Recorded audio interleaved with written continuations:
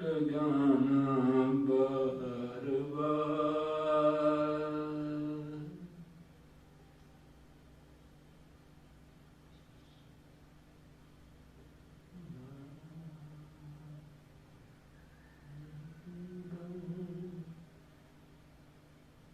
कितने लोग ने जी जुड़े थे?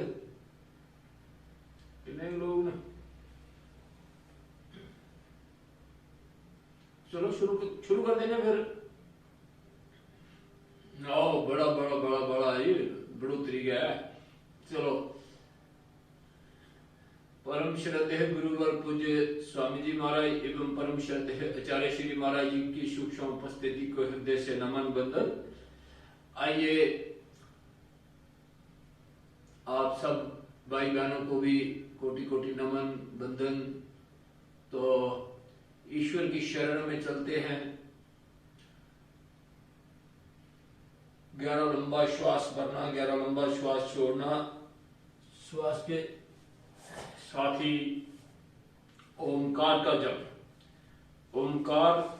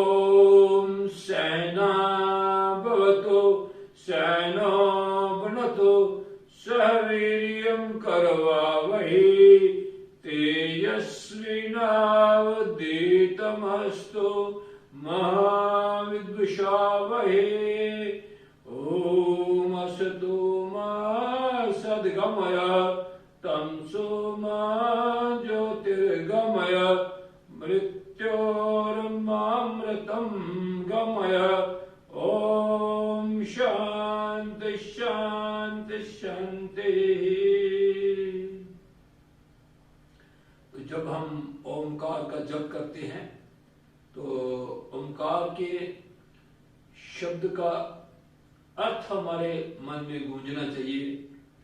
अवरक्षण गति कांति प्रीति तृप्ति अवगम प्रवेश श्रवण स्वामी अर्थ जाचन क्रिया इच्छा दीप्ति आपति आलिंगन हिंसा आदान भाग वृद्धिशु। ये 20 प्रकार के अर्थ महर्षि पतंजलि जी ने ओमकार के बताए हैं। ओमकार का ईश्वर का सबसे बड़ा नाम है ओमकार। अवरक्षण जो सब की रक्षा हर प्रकार से करता है। गति जो चलायमान है, जो सबको गति प्रदान करता है। कांति जो प्रकाश तेज ओज ऊर्जा आवाह प्रदान करने वाला भगवान। प्रीति जो सबसे प्रेम करता है। तृप्ति जो सबको हर प्रकार से तृप्त करता है। अवगम मन वचन कर्म से जो भी हम करते हैं कहते हैं वो सब जानने वाला, प्रवेश जो हर जगह प्रविष्ट हो, समाया हुआ हो, पिंड और ब्रह्मांड में कोई स्थान ऐसा ना हो जहां नहीं है, श्रवण जो सबकी सुनता है, वेद वाणी हमें सुनाता है, हर पल हमारी आत्मा में रहता है, स्वामी जो सबका मालिक है, अर्थ जो सच्चा ऐश्वर्य देता है, याचना जिससे मन जाचना प्रार्थना कर सकते हैं, क्रिया सारी क्रियाएं उसी से ही चलती हैं, इच्छा जो सबकी इस दिव्य शब्द को पूरी करता है, दीप्ति उसका ही तेज सब में व्याप्त है, आपती जो सब जगह प्राप्त हो, आलिंगन जो सबको सब दिशा से हर प्रकार से प्यार करता हो, हिंसा जो हमें हमारे दोषों को दूर करता हो, आदान जो भी फलम पत्रम पुष्पम जो भी हम भेंट भगवान को समर्पित करते हैं वो स्वतः ही उसको ग्रहण करता है, भाग जिसको हम बचते हैं, और वृद्धि जो सबकी वृद्धि कर रहा है, निरंतर हर चीज की, हर व्यक्ति की, हर जीव की वृद्धि कर रहा है, उस भगवान का ध्यान करना, मनन करना।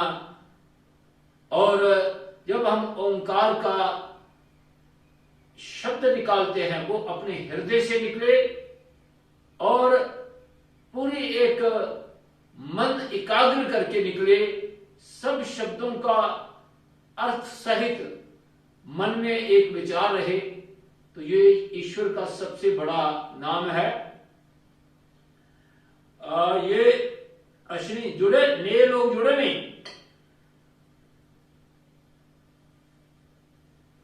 अश्विनी जुड़े, अश्विनी। तो चलो अभी फिर उधमपुर से लड़का, नया लड़का है जो योग शिक्षक अश्विनी मनास। तो आइए पहले थोड़े से यौगिक यागी थोड़ी सी कर लेते हैं और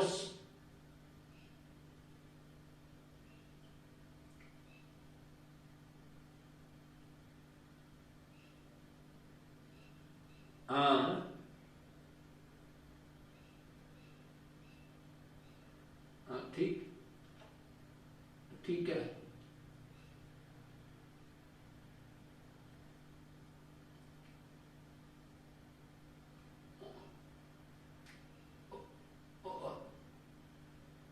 ठीक ठीक ठीक ठीक है, ठीक। तो ये ईश्वर का बेला है, ईश्वर की बेला में जो व्यक्ति उठ जाता है वो सब कुछ पा लेता है, और जो इस वक्त सोया रहता है वो खोया रहता है। तो एक सामान्य योग कक्षा चलाने के लिए हम 12 प्रकार के आसन करते हैं। तो ये जब हम किसी रोग विशेष के लिए करते हैं वो अलग क्रिया रहती है, और जब हम सामान्य योग कक्षा चलाते हैं तो उसमें एक मिश्रण बना हुआ है, एक पैकेज बना हुआ है कि ये इतना सबको करना चाहिए। तो 1 घंटे में हम अपनी कक्षा को समेट सके, 1 घंटा, क्योंकि 1 घंटा बहुत से लोग 1 घंटे से ज्यादा दे नहीं पाते।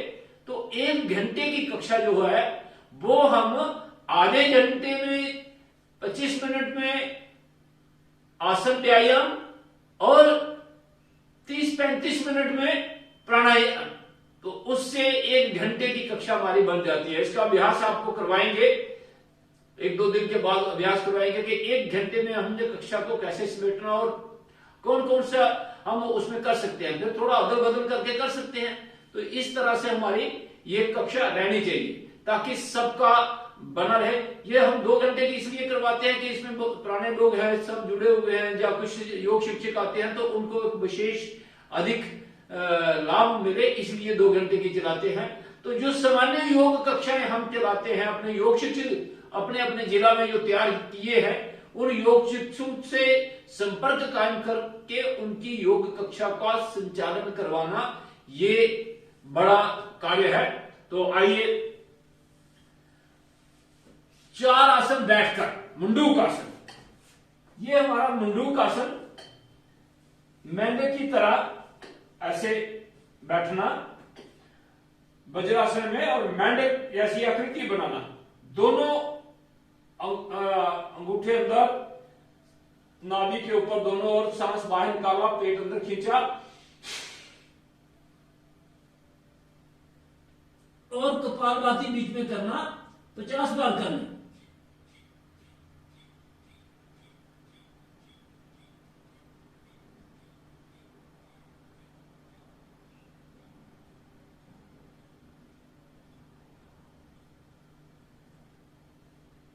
तो ये इसका एक पार्ट है। इसी तरह से दूसरा पार्ट है, दोनों एक बायां हाथ नीचे, दायां ऊपर, नाभि के ऊपर दोनों हाथ, इस प्रकार थोड़ी सी कपालभाति कर लें। इसमें डायबिटिक वालों को तो 100 तक गिन के करनी है, 1 मिनट तक नीचे रहना है। तो ये सामान्य योग कक्षा जब आप चलाते हैं तो आप 10, 20, 25 बार भी करवा के वापस कर सकते हैं, अगर आपको 1 घंटे में कक्षा का समेटना है तो।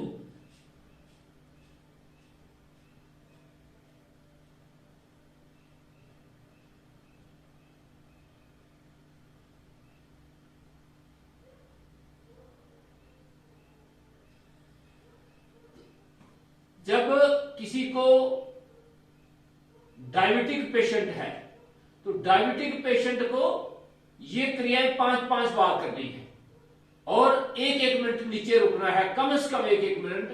तो अब दूसरा प्राणायाम है, दूसरा आसन है शशिक आसन, खरगोश की आकृति बनाना। खरगोश जिस तरह से बैठता है वैसी आकृति बनाते हुए अपने दोनों हाथों को ऊपर उठाना, सांस भरते हुए ऊपर और हाथों को छोड़ते हुए, इस प्रकार पहले हथेलियां, कोनियां और माथा जमीन पर लगा देना। कूल्हे जो है वो एड़ियों पर लगे हुए, सांस सामान्य और कपालभाति भी साथ में कर सकते हैं। इस तरह से कपालभाति करने से डबल लाभ होता है, आसन का आसन और प्राणायाम का प्राणायाम। तो 1 घंटे में करना है तो कपालभाति वाला पोर्शन हमारा यही हो जाता है।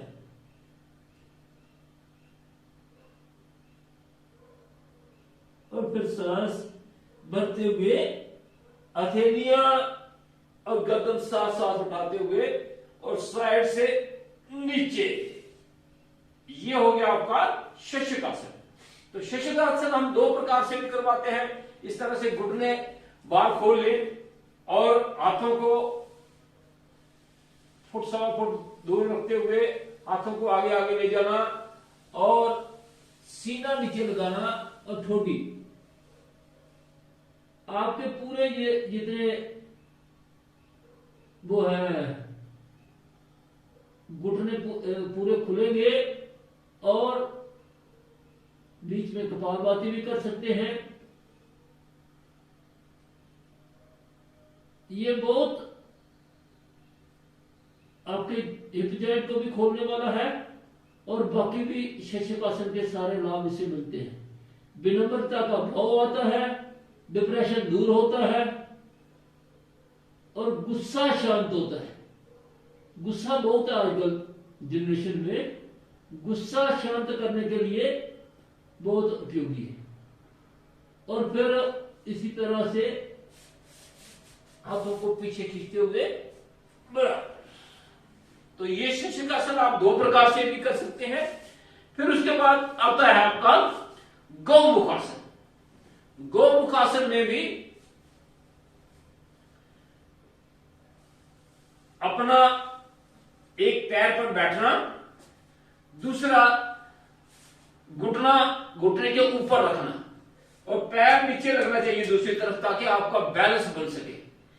और घुटने के सामने घुटना, फिर जो घुटना नीचे है वो हाथ पीछे से, घुटने वाला हाथ पीछे से और दूसरा हाथ ऊपर से, इस प्रकार पीछे पकड़ में। पूरन सिंह जी तहसील प्रभारी हैं वहां अरनास से, अरनास सलाल, तो पहले भी जुड़ते हैं। तो ये हमारे जुड़ते हैं। तो ये जनाब बहुत बार जुड़े हैं, पूछ लो उनसे। तो इस प्रकार आपकी कोनी, आपने छुटा होगा, ये जुड़ते रहते हैं पहले भी। ये अपना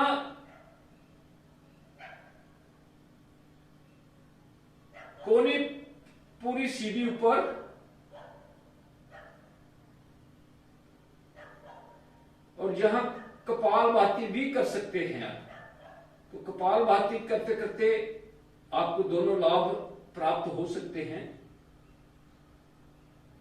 पूरन जी ओम।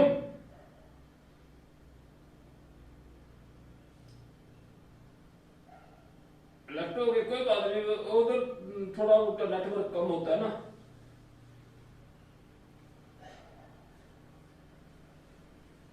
जुड़े हाँ।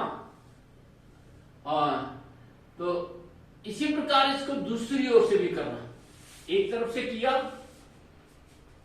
फिर दूसरी ओर से, ताकि बैलेंस बराबर रहे। हालांकि हमारा एक हिस्सा अच्छा चलता है, जिसका अभ्यास हम अधिक करते हैं वो हिस्सा अच्छा चलता है, और जिसका अभ्यास कम करते हैं उसमें थोड़ी सी खिंचावट पड़ती है। तो ये कर्त विद्या है, जो चीज ज्यादा उपयोग में होती है उसकी फ्लेक्सिबिलिटी अधिक होती है।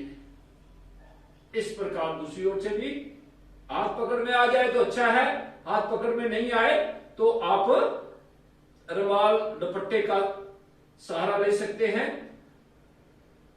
कमर गर्दन सीधी, ये किसी को हाइड्रोसिल है उसके लिए भी उपयोगी है, जोन रोगों के लिए भी उपयोगी है, कंधे आपके शोल्डर पेट रोगों के लिए भी उपयोगी आसन है।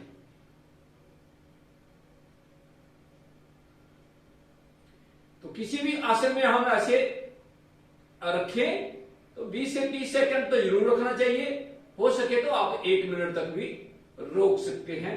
कपालभाति बीच में करेंगे तो आपको कपालभाति का लाभ भी मिलेगा। ये हो गया आपका गौमुख आसन। 3 आसन हो गए आपके, एक आ गया आपका मंडूक आसन, दूसरा आसन आ गया आपका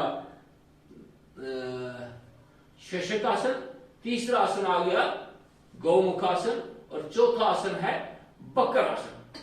वैसे अगर बकर आसन आपका अच्छे से हो जाता है तो फिर आपको दूसरे वाला आसन, जिसको अर्धमत्स्येंद्र आसन भी कहते हैं, उसका भी अभ्यास करना चाहिए। अर्धमत्स्येंद्र आसन इस तरह से अपने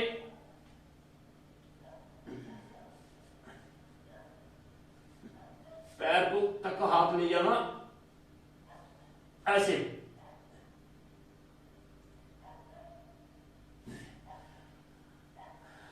और जब ये नहीं कर पाओ तो फिर आप दूसरे वाला भी कर सकते हैं, बकर। इस प्रकार ये डायबिटीज के लिए, कमर के लिए बहुत अच्छा आसन है, अर्धमत्स्येंद्र आसन। तो अगर ये नहीं कर पाओ तो फिर आप इस तरह से दंड की स्थिति में बैठना, दायां पांव मोड़ना और दायां हाथ पीछे ले जाना, बाएं हाथ को घुटने और सीढ़ी के बीच से निकालना इस तरह से, और दूसरा घुटना पकड़ना, देखना पीछे वाले हाथ को।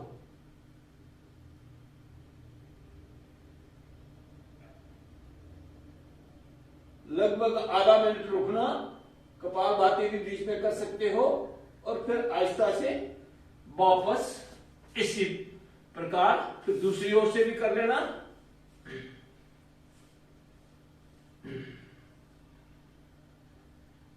ये आपका बैठकर करने वाले 4 आसन हो गए। अब 4 आसन आपको पेट के बल करने हैं। तो पेट के बल जो आसन करने हैं,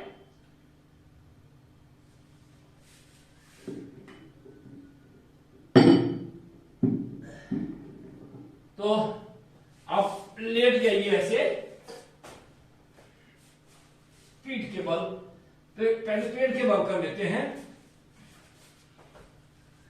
तो पहला है मकर आसन।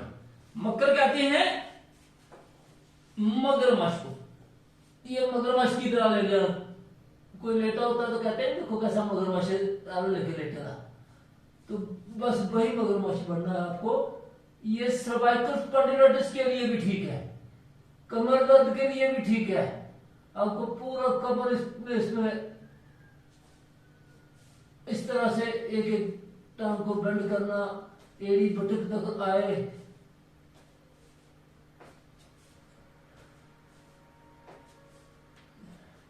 आपके वर्टिब्रस पर लाभ प्रभाव पड़ता है इससे।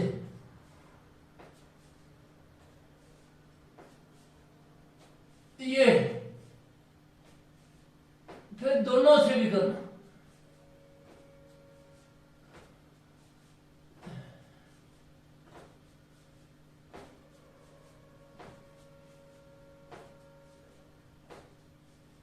ये आपका हो गया मकर आसन। मकर आसन का दूसरा भाग भी है।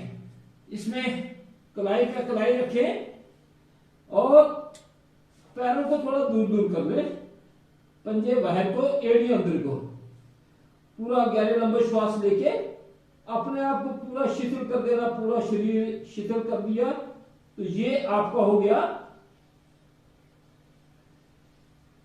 इस प्रकार मकर आसन का दूसरा पार्ट। और विश्राम की स्थिति होगी। तो जब भी आप थक जाएं, पेट के बल एक्सरसाइज करते करते थक जाएं, जैसे अगर हम मोटापे के लिए एक्सरसाइज करते हैं तो उसमें काफी फास्ट करते हैं, तो जब आप थक जाते हैं तो इस आसन में आप विश्राम कर सकते हैं। और अब दूसरा आसन है भुजंग आसन। तो 4 आसन पेट के बल करने हैं। ये दूसरा आसन भुजंग आसन। दोनों हाथों को बगल के दोनों ओर लगाया, ठोडी जमीन पर, पंजे अपने लेटे हुए इस तरह से, और सांस भरते हुए उठा दिया। नाभि तक उठा लेना, ऊपर को देखना, कमर ढीली छोड़ देना। ये आपका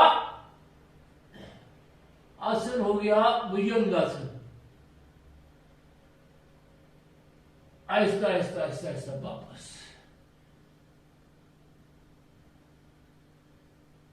किसी भी आसन में रुकने का अभ्यास करना। अब इसका दूसरा पार्ट है, बायां हाथ ठोडी के नीचे, दायां उसके ऊपर, और दोनों बाजुओं को सीधा करते हुए आगे से उठाएं, अपने आप पूरा ऐसे उठाएं, कमर ढीली छोड़े, ऊपर को देखें। कोबरा आसन, कोबरा पोज। और कुछ देर रुकने के बाद फिर आहिस्ता आहिस्ता वापस। आसनों में कोशिश यही रहनी चाहिए कि आहिस्ता आहिस्ता वापस आना। तो ये आपका 2 पार्ट हो गए। अब इसका तीसरा पोज है भुजंग आसन का। इस प्रकार हाथ बगल में, सांस भरते हुए उठाएं अपने आप को ऐसे, और हथेलियां भी, धड़ भी आगे से उठाया।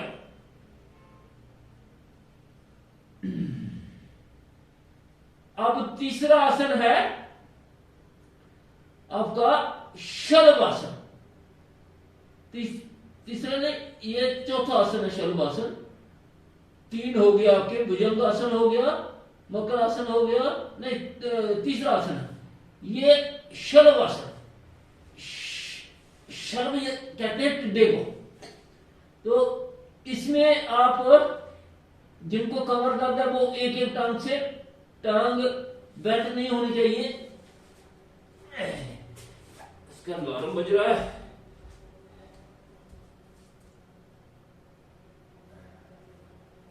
तो शलभासन में एक एक टांग उठानी, टांग बेंट नहीं होनी चाहिए, इस तरह से सीधी। ये पहला पोर्शन है, पहला पार्ट है इसका। और फिर दूसरे टांग से को भी ऐसे करना, जितनी उठा सकते हैं इतनी उठा सकते हैं, इतनी इतनी जितनी उठा सकते हैं।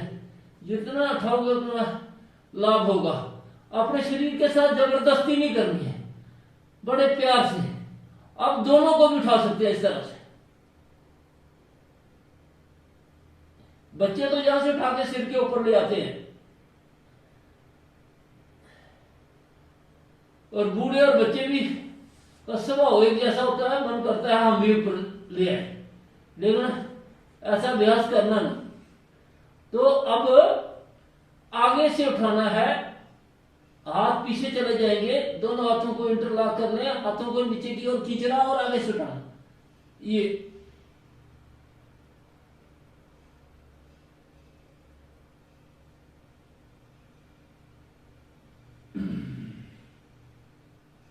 ये आपका 3 प्रकार हो गया। अब चौथा 2 प्रकार हो गए, और इसका तीसरा प्रकार कौन सा है? दोनों तरफ से उठा लेना ऐसे।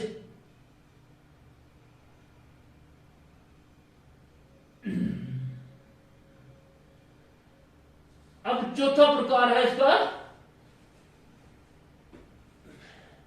एक हाथ कमर के ऊपर ऐसे रखना, दूसरा सामने, और सामने से हाथ उठाना, सिर भी उठाना, और अपोजिट टांग इस प्रकार चेंज कर लेना दूसरी तरफ से। किसी भी आसन को आप 3 से 5 बार जरूर करें। और चौथा आसन आपका धनुरासन। ऐसे जिनसे हो पाए वो कर ले, पैरों को पकड़ा और इसको पैरों को ऊपर खींचना इस तरह से, और दोनों ओर से उठाने का प्रयास करना। ये आपका धनुरासन। ये 4 आसन है पेट के बल। अब 4 आसन आपको करने हैं पीठ के बल। तो 4 आसन कौन कौन से हैं? एक है आपका साइकिलिंग, द्विचक्रिकासन। आप इस तरह से ये मोटापा कम करने के लिए, टांगों का मोटापा कम करने के लिए, टांगों के मसल्स को टोन अप करने के लिए इस तरह से। फिर उल्टा,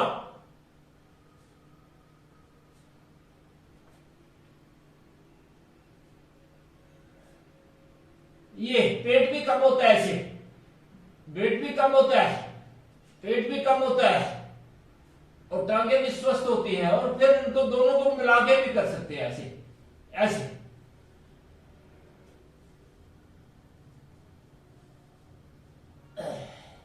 और फिर दूसरे उल्टा भी कर लेना। ये हो गया आपका एक आसन।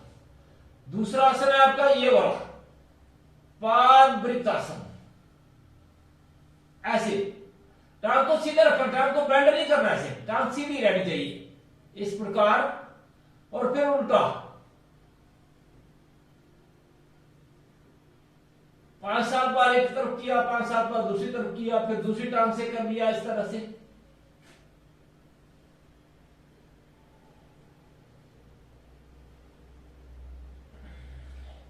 विपरीत दिशा में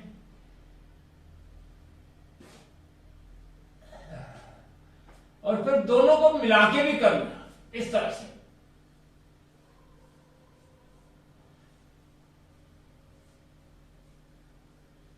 विपरीत दिशा में भी कर लिया।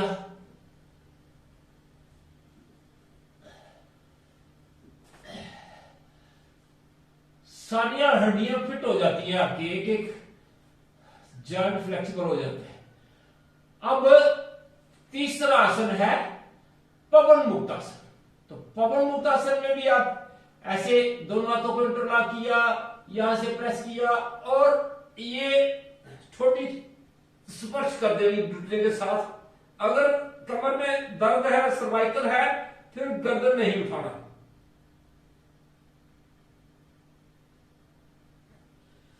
आपको कब्ज है, कॉन्स्टिपेशन, आपको गैस एसिडिटी बनती है,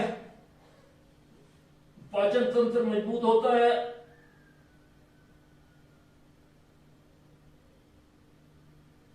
इस प्रकार, और इसको ऐसे करके तीसरा पार्ट इसको इस तरह से, और जहां ऐसे आप कमर को थोड़ी मसाज भी कर सकते हैं, रीढ़ की हड्डी की मसाज हो जाती है। ये आपके 3 आसन हो गए।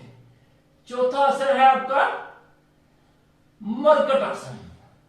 तो मरकट आसन भी आप इस तरह से हाथों को कंधे के समानांतर खोलना,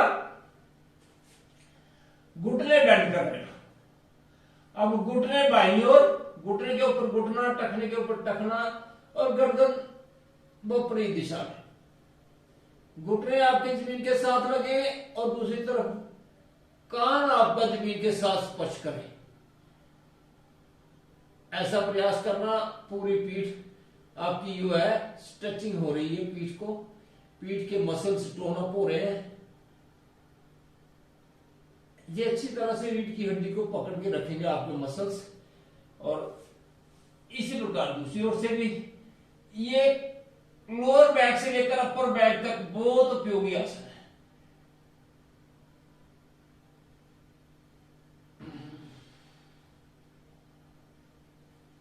इसको आप 3-3, 4-4 बार, 5-5 बार कर सकते हैं। फिर दूसरा पार्ट है इसका, दोनों पैरों को खोल देना, फुट सवा फुट। अब आपका घुटना पंजे पर आएगा और कान जमीन के साथ लगा हुआ, सटा हुआ, इस तरह से ये स्थिति रहेगी। पूरी बैक को स्ट्रेचिंग होती है। और इसी को दूसरी ओर से भी कर लेना।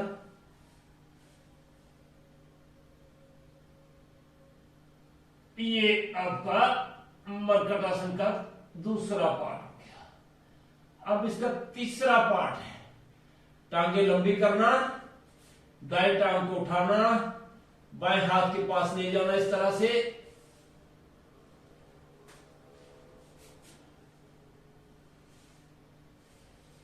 इस तरह से हाथ के पास पांव को लेना और गर्दन विपरीत दिशा में। फिर इसी प्रकार दूसरी ओर से भी।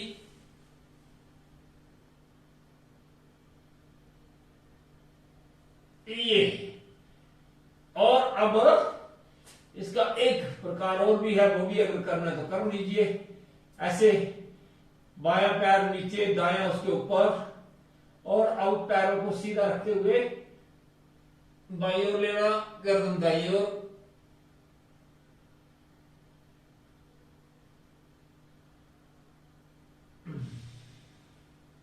इसी को दूसरी ओर पैर बदले। अब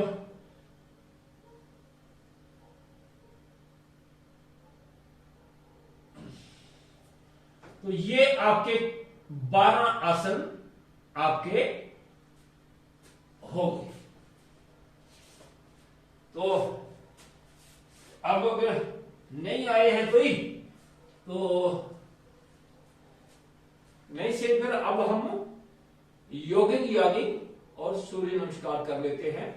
क्योंकि योगिंग यागिंग का भी अपने, वैसे तो हम योगिंग यागिंग शुरू में कर लें तो ज्यादा अच्छा रहता है, क्योंकि बॉडी वार्म अप हो जाती है। ये पहला भाग है इसका।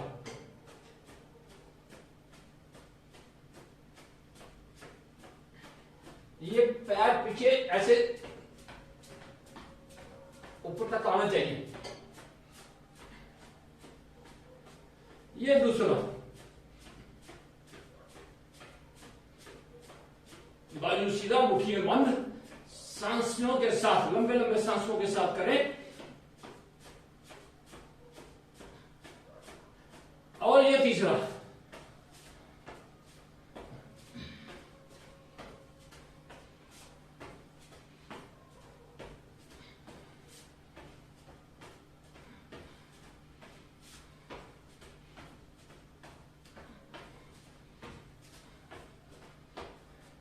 और ये चौथा। जब हम वॉक करते हैं ना तो हमारी टांगों को थोड़ी एक्सरसाइज मिलती है, बाकी शरीर को पूरी एक्सरसाइज नहीं मिलती। तो योगिक जॉगिंग से आपके शरीर को हर प्रकार से फ्लेक्सिबिलिटी मिलती है। और ये पांचवा प्रकार, दोनों हाथ सामने, दाईं तरफ बेंड करें, जितना कर सकते इतना करें, इतना कर सकते करें। दोनों ओर से बाजू सामने रहें, तो नीचे तक जा सकते हैं तो ऐसे नीचे तक चले जाएं। उतना नीचे जाना जितना आपको आगे नहीं झुकना पड़े। आगे झुकेंगे तो फिर उसका लाभ नहीं होगा।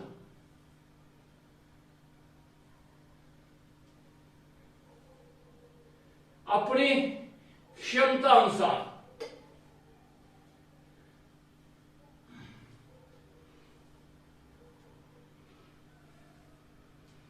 आस्ते आस्ते अपना स्टैमिना बढ़ाते जाना ताकि सांस ना फूले। ये 6 नंबर एक्सरसाइज। पीछे वाला पैर आपने उठाया हुआ, एड़ी उठी हुई और ऊपर को देखना, आगे वाली टांग बेंड करना, पीछे वाली सीधी। इसी प्रकार दूसरी ओर से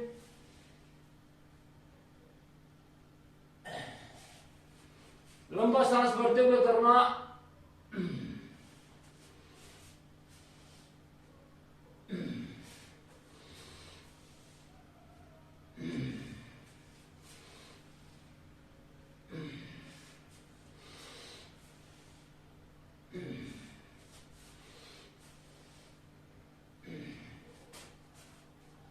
तो अब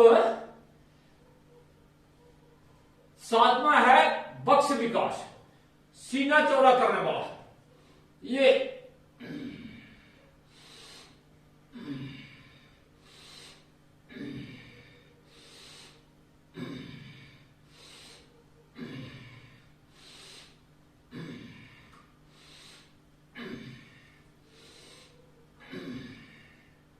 और फिर 8वीं एक्सरसाइज है त्रिकोण आसन। ये दायां हाथ उठाया, कान के साथ लगा दिया और बाएं तरफ झुके, आगे भी ऐसे नहीं मुड़ना, सिर्फ बिल्कुल सर जितना मुड़ सकते हो।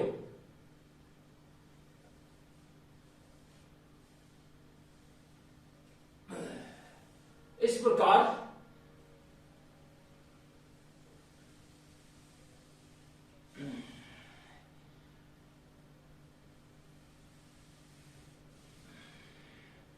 इसको 7-8 बार एक बार, 7-8-10 बार दूसरी तरफ। 1-2 दिन तक हम आपको सामान्य योग कक्षा करवाएंगे, उसके बाद फिर आपको करवाएंगे मोटापे वाले। तो मोटापा कम करने के लिए कौन से कैसे कैसे किए जाते हैं, मेथड और टाइमिंग पूरी रहनी चाहिए। ये अब कोण आसन, दोनों हाथ खुले हुए, दाएं हाथ को बाएं पैर के ऊपर ले जाना और देखना ऊपर वाले हाथ को इस तरह से। ये मैं आपको आहिस्ता आहिस्ता करवा रहा हूं ताकि आपका सांस ना फूले, और सीक्वेंस के साथ करना है, आगे पीछे नहीं करना है।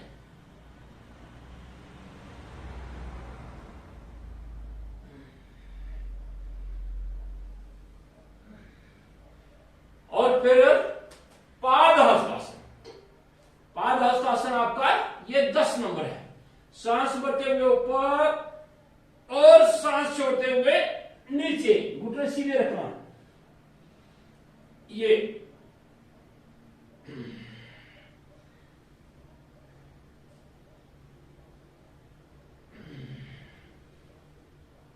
10, 20, 25 बार कर लो ऐसे।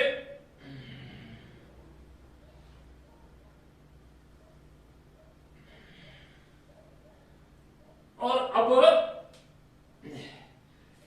11 नंबर, वैसे आपने सुना होगा बहुत बार कि 11 नंबर गाड़ी से आएगी, कैसे आएगी 11 नंबर गाड़ी से। तो 11 नंबर गाड़ी क्या कौन सी है? ये टांगों वाली।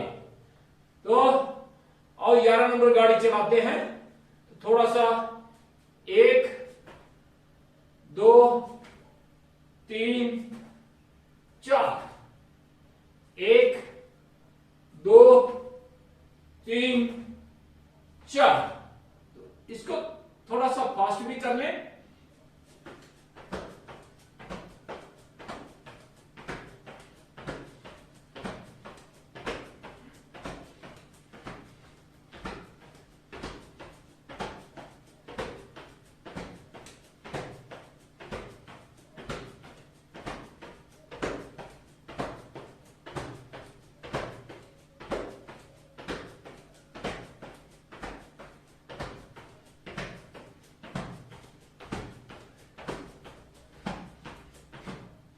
तो ये आप कभी आप जल्दी में होते हैं, बाकी नहीं कर पाए, खाली इसको 100 तक कर लो, उससे भी पूरा शरीर हिट जाता है। तो अब है डांस, योग नृत्य क्रिया। दोनों हाथ सामने, पैर मिले हुए, 1, 2, 1, 2, इस प्रकार।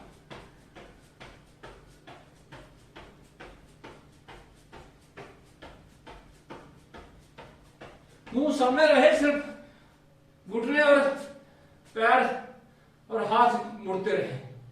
तो ये आपकी योगिंग जॉगिंग होगी। तो योगिंग जॉगिंग के 12 अभ्यास हैं। तो 12 अभ्यास के बाद आपको दंड, कल दंड हमने एक करवाया था, तो आज दूसरा दंड करवा देते हैं। एक दंड और एक बैठक। तो पहला तो आपको पता है साधारण दंड। तो इस प्रकार ये स्थिति रहती है, और ये किया था कल हमने साधारण दंड। ये आज राममूर्ति दंड है, ऐसे नीचे से जाना और नीचे से ही वापस आना, ऐसे। ये इस तरह से, ये आपके राममूर्ति दंड और साधारण दंड में इतना ही अंतर है। साधारण दंड में आप दंड निकाल के ऊपर से भी वापस आ जाते हैं, और राममूर्ति दंड में आगे ऐसे जाते हैं और ऐसे ही वापस आते हैं। ये इतना ही फर्क है। तो योग आप बैठक थी कल, अर्ध बैठक आपको करवाई थी, ये और अब दूसरी बैठक कौन सी है? ये पूर्ण बैठक। 10, 20, 50 बैठकें निकाल लो, आपकी टांगे भी मजबूत हो जाएंगी। तो अब आपका सूर्य नमस्कार। तो सूर्य नमस्कार में आपको 12 आकृतियां हैं। पैर मिले हुए, घुटने मिले हुए, नमस्कार की मुद्रा में ये एक स्थिति। ओम मित्राय नमः 2, ओम रविये नमः 3, ओम सूर्याय नमः 4, ओम भानुवाय नमः, दाया पांव पीछे और ऊपर को देखना, कमर अंदर को। ये 5 पर्वतासन। ओम खगाय नमः। और ये 6, ओम पूषणे नमः, पेट उठा हुआ। 7, भुजंगासन, ओम हृदय गर्भाय नमः। और 8 फिर पर्वतासन एडीएस बी पर लगी हुई। ओम ऋचाय, और ये ओम आदित्याय नमः। जो पैर पीछे लेके जाते वही पैर आगे ले आना, ऊपर को देखना, अश्वचालनासन। अब पाद हस्तासन, ये ओम सुमित्रे नमः, और ये ओम अर्काय नमः, ओम भास्कराय नमः। तो इस प्रकार ये सूर्य नमस्कार 10 से 15 रोजाना करना। आइए एक बार और। ओम मित्राय नमः, ओम रविये नमः, ओम सूर्याय नमः, ओम भानुवाय नमः, ओम खगाय नमः। अब दूसरे पैर पीछे लेके गए थे। ओम पूषणे नमः, ओम हिरण्यगर्भाय नमः, ओम ऋचाय नमः, ओम अर्काय नमः, ओम आदित्याय नमः, ओम सवित्रे नमः, ओम अर्काय नमः, ओम भास्कराय नमः। तो इस प्रकार ये स्लो मोशन में भी करते हैं, और फास्ट करेंगे तो आपका व्यायाम हो जाएगा। 1 2 3 4 5 6 7 8 9 10 11 12। 1 2 3 4 5 6 7 8 9 10 11 12। 1 2 3 4 5 6 7 8 9 10 11 12। ये आपके आसन हो गए। तो आपका किसी का कोई प्रश्न योग आसनों के बारे में या यौगिक जॉगिंग या किसी आसनों के बारे में कोई प्रश्न? तो 1 घंटे की हम कक्षा अगर करना चाहते हैं तो इतना अगर आप करेंगे तो आप ये आधे घंटे में कर सकते हैं। हमने भी ये लगभग 35 मिनट में किया, क्योंकि हम स्लो मोशन में कर रहे थे। तो फास्ट करेंगे आप आधे घंटे में इतना कर सकते हैं, और आप फास्ट करेंगे तो आपको पसीना माथे पे आ जाएगा और बगलों में भी पसीना आ जाएगा, तो वो आपके लिए सफिशिएंट हो गया। हर व्यक्ति को प्रतिदिन इतना व्यायाम जरूर करना चाहिए। और फिर इसके बाद आप प्राणायाम आधा घंटा भी प्राणायाम करें तो सफिशिएंट है। ये 1 घंटे की कक्षा का आप किस तरह से एडजस्टमेंट कर सकते हैं। जो लोग अधिक समय नहीं दे सकते तो 1 घंटे की कक्षा में अपने आप को एडजस्ट करना है। हमने आसन आपको सब आहिस्ता आहिस्ता करवाए, तो इसलिए आज यहां को लगभग 35 मिनट हमने कंज्यूम किए, और इसको हम आधे घंटे 25 मिनट तक कर सकते हैं। किसी का कोई प्रश्न तो नहीं?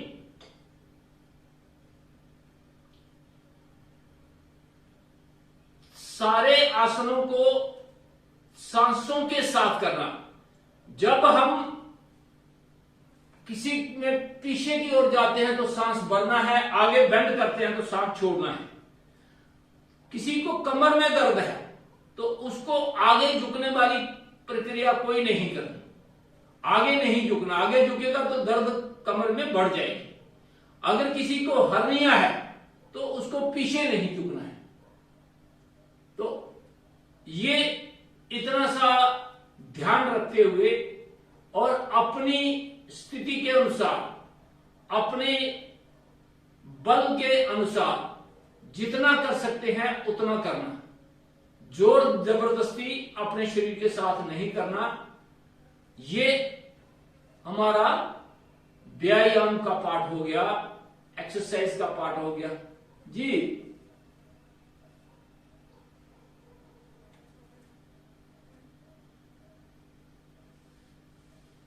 अश्वगंधा, क्योंकि ये किश्तवाड़ में और ठाठरी में पूरे जंगलों के जंगल भरे हुए हैं।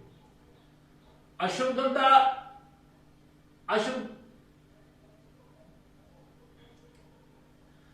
अश्वगंधा बहुत अच्छा पौधा है। और ये अश्व कहते हैं घोड़े को, गंध यानी खुशबू, उससे घोड़े जैसी खुशबू आती है और घोड़े जैसे ही ताकत वो देता है। अश्वगंधा, इसके पत्ते, इसका तना, इसकी जड़ें, पूरा पौधा काम में आता है। जो लोग मोटे हैं, जिनको अधिक फैट है, वो इसके दो पत्ते, 2 सुबह 2 दोपहर 2 शाम खाली पेट मसल कर गोली बनाकर खा ले, चिबा के ऊपर से पानी पी ले, गर्म पानी, ठंडा पानी नहीं। तो ये आपके वजन को कम करने में बहुत सहायक है। आप 10-15 दिन कंटिन्यूसली खाएं, फिर 10-15 दिन छोड़ दें, फिर दोबारा 10-15 दिन खाएं, फिर छोड़ दें। इस तरह से आप इसका उपयोग कर सकते हैं अश्वगंधा के पत्ते का। और तभी आपने देखा होगा ना, किश्तवाड़ और डोडा के लोग मोटे कम हैं, तो इसलिए क्योंकि अश्वगंधा खाते कम होंगे लेकिन खुशबू तो उसकी लेते ही है। तो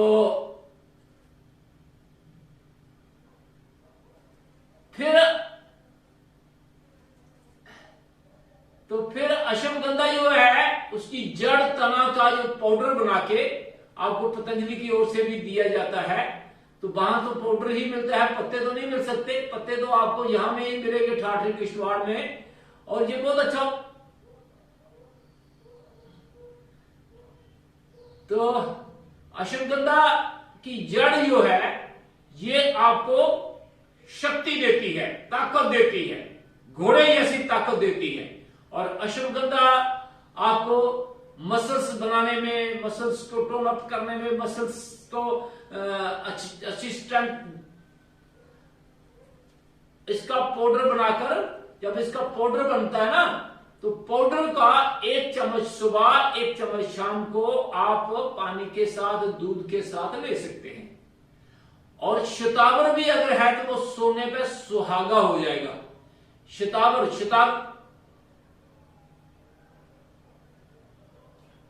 शतावरी बहुत अच्छा पौधा है। आप जो भी इंटरेस्ट रखने वाले लोग हैं, 3 किताबें हैं, वो लगभग 700-700 रुपए की 3 किताबें हैं, जिसमें आपको हर जड़ी बूटी के बारे में, लगभग 500-550 जड़ी बूटियों के बारे में बताया गया है।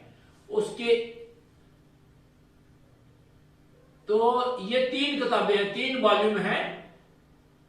और इन 3 वॉल्यूम को अगर आप अपने पास रखते हैं, उसका आप देखते हैं, ये छोटी छोटी आपकी जो गेहूं आपने बीजी होती है, गेहूं के बीच में पित पापड़ा होता है, वो पित पापड़ा भी बड़े काम की चीज है।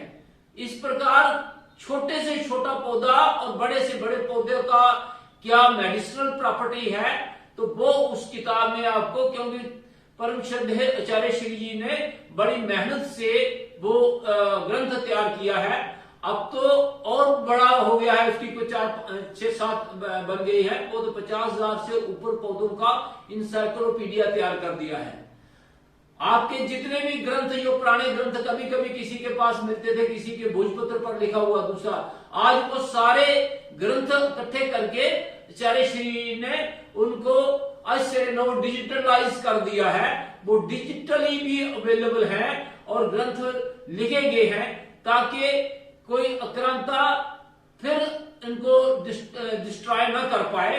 तो आज ये शोध का कार्य बड़े स्तर पर वहां हो रहा है। इसमें कम से कम 200-250 जो लेखाविद हैं वो लगे रहते हैं, उसमें कॉपी कर रहे हैं, लिख रहे हैं, सब उसको संजोए रहे हैं। तो ये बहुत बड़ा लिटरेचर आपको मिल सकता है।